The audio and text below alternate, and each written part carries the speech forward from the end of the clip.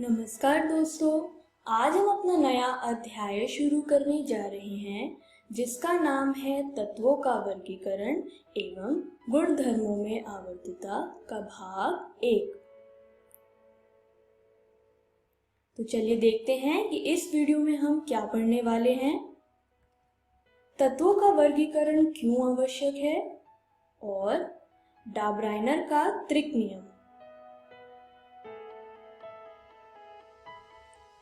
तो चलिए शुरू करते हैं आज का पहला विषय, तत्वों का वर्गीकरण क्यों आवश्यक है।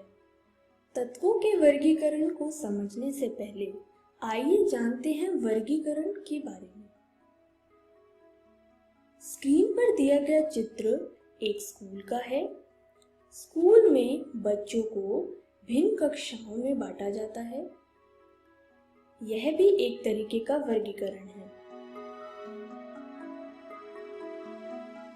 उसी तरीके से किसी कक्षाओं में भी आपने वर्गीकरण देखा होगा, क्योंकि बच्चों को उनके नाम या उनके रोल नंबर के हिसाब से बिठाया जाता है। यह भी एक तरीके का वर्गीकरण है।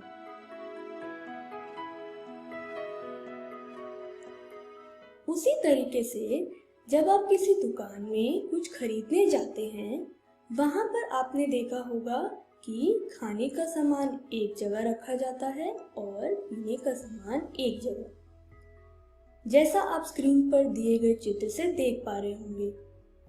यह भी एक तरीके का वर्गीकरण है। पर क्या कभी आपने सोचा कि हम वर्गीकरण करते क्यों हैं? किसी भी चीज का वर्गीकरण करने से हमें उसका व्यवस्थित रूप या ऑर्गेनाइज्ड रूप मिलता है। जैसा आपने पहली स्लाइड में देखा था, स्कूल में हमने वर्गीकरण किया था, जैसे क्लास 11th एक तरफ, क्लास 12th एक तरफ। इससे हमें स्कूल में एक व्यवस्थित रूप मिला। उसी तरीके से आप स्क्रीन पर एक चित्र देख पा रहे होंगे। इस चित्र में आप सब्जियों का वर्गीकरण देख रहे होंगे। इस वर्गीकरण करने से हमें एक व्यवस्थित रूप मिला।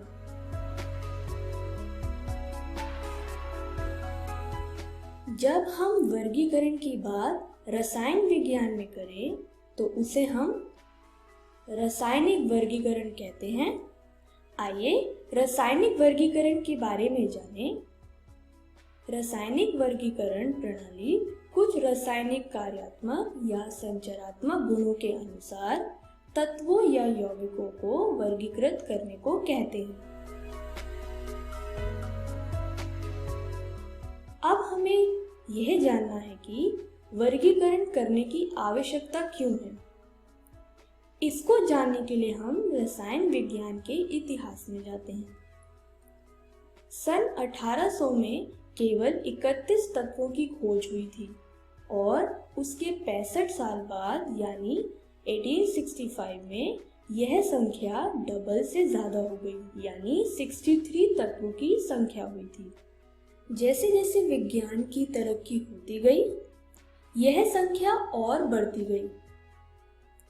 2010 तक हमें 118 तत्व ज्ञात हो चुके थे और 2018 में 119वें तत्व की खोज हुई थी। क्या आप इस तत्व के बारे में जानते हैं? 119वां तत्व जिसकी खोज 2018 में हुई थी, उसका नाम है अनउन्नियम या एका फ्रांशियम।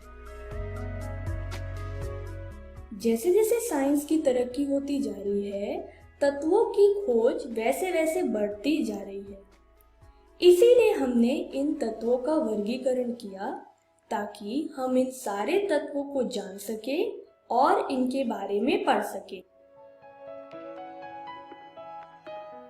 तत्वों के वर्गीकरण में हम आवधिकता या पीरियोडिसिटी की भी बात करते हैं। आइए अब हम आवधिकता के बारे में जानें। आवधिकता तत्व गुणों में बढ़ती परमाणु संख्या के साथ रुझान या पुनरावर्ती विविधताओं को संदर्भित करती है।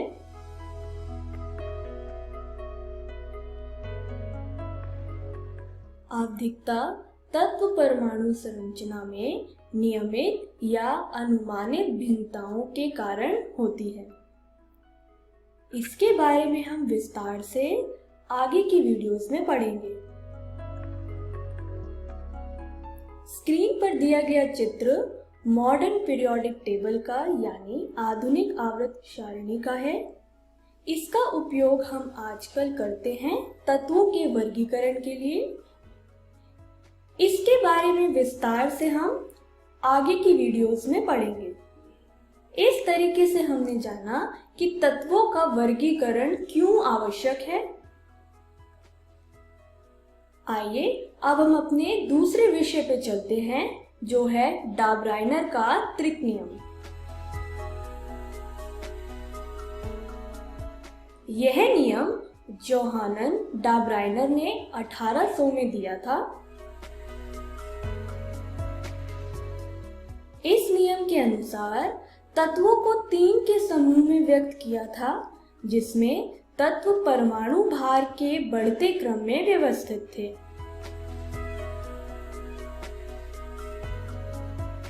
उन्होंने इन 3 के समूह को त्रिक का नाम दिया था। एक त्रिक में तत्वों में समान रासायनिक गुण थे।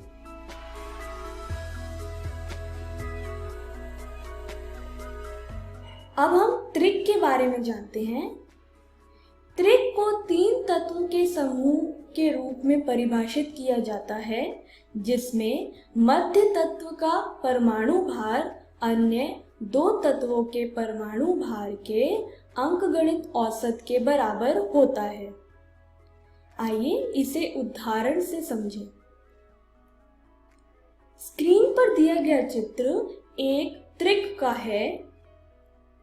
त्रिक के नियम के अनुसार अगर हम लिथियम और पोटेशियम के परमाणु भार का अंकगणित औसत करेंगे, जैसा कि आप स्क्रीन पर देख पा रहे होंगे, तो आंसर आएगा 23।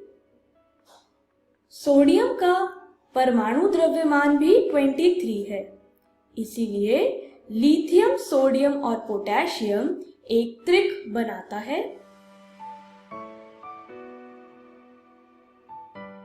उसी तरीके से जब हमने कैल्शियम और बेरियम के परमाणु द्रव्यमान का अंकगणित औसत किया, जैसा कि आप स्क्रीन पर देख पा रहे हैं, तो आंसर आया 88.5, जो कि स्ट्रोंशियम के परमाणु द्रव्यमान के लगभग बराबर है। इसीलिए कैल्शियम, स्ट्रोंशियम और बेरियम भी एक त्रिक बना रहा है।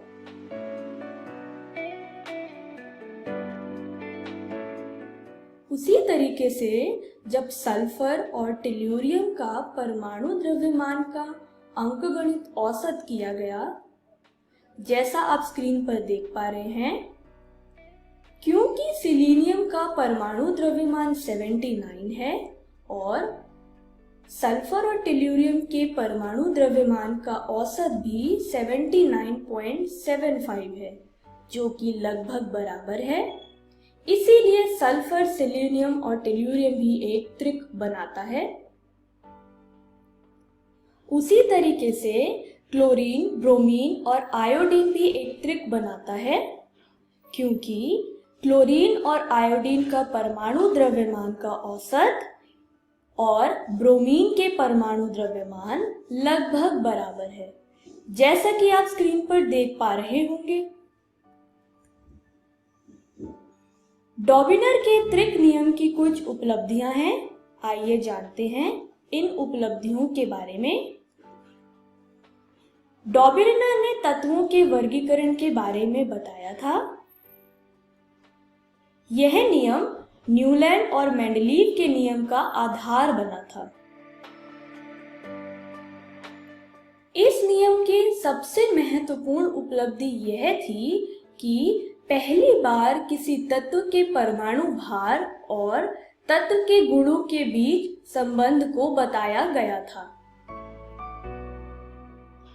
डॉबिनर के त्रिक नियम की उपलब्धियों के बाद आइए इस नियम के दोष या सीमाएं के बारे में जानते हैं।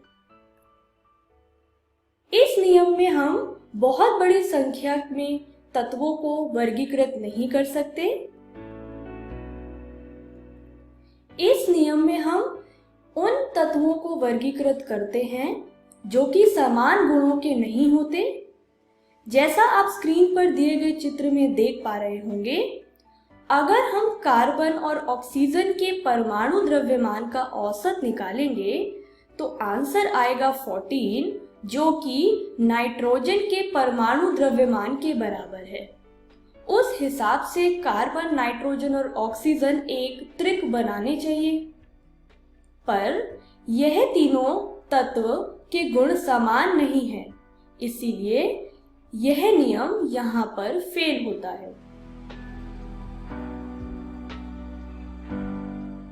तो आइए देखते हैं कि हमने इस वीडियो में क्या सीखा। हमने तत्वों के वर्गीकरण की आवश्यकता के बारे में जाना।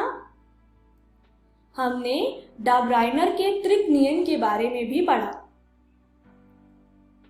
तो चलिए देखते हैं कि अगली वीडियो में हम क्या पढ़ने वाले हैं। अगली वीडियो में हम न्यूलैंड का अष्टक नियम के बारे में जानेंगे।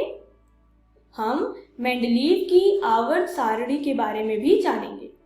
Thank you.